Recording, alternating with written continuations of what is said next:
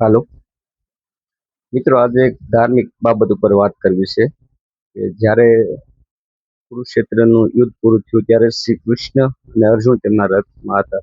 સૌપ્રથમ પહેલા અર્જુન નીચે ઉતર્યા અને ત્યારબાદ શ્રી કૃષ્ણ નીચે ઉતર્યા. જેવા રથમાંથી નીચે ઉતર્યા તેવું જ તે રથનો તરત ભડકો થઈ ગયો. આ જોતા શ્રી કૃષ્ણ અને અર્જુને કહ્યું કે ભગવાન, આપણે જ્યાં સુધી રથમાં હતા ત્યાં સુધી રથ સુરક્ષિત હતો.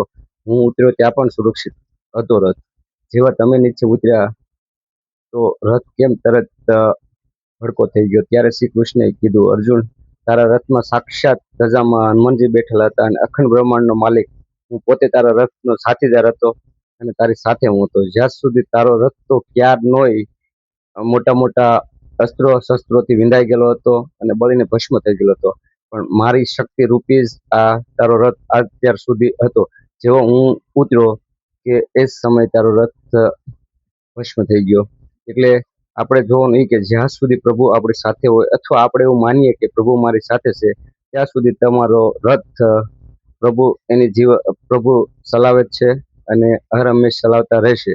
જેવું આપણે એવું માનીએ કે હું પ્રભુથી અલગ છું અથવા પ્રભુ મારી સાથે નથી, એ દિવસે આપણો રથ ચોક્કસ ભસ્મ થઈ જશે અથવા તૂટી જશે. તો બસ કહેવાનું એક કે જે પણ આપણે કર્મ કરતા હોય એમાં પ્રભુને સાથે રાખીએ અને પ્રભુનો ભાવ રાખીને જે કાંઈ કામ કરતા હોય તે આપણે સતત કરતા રહેવું જોઈએ. જય બોલે.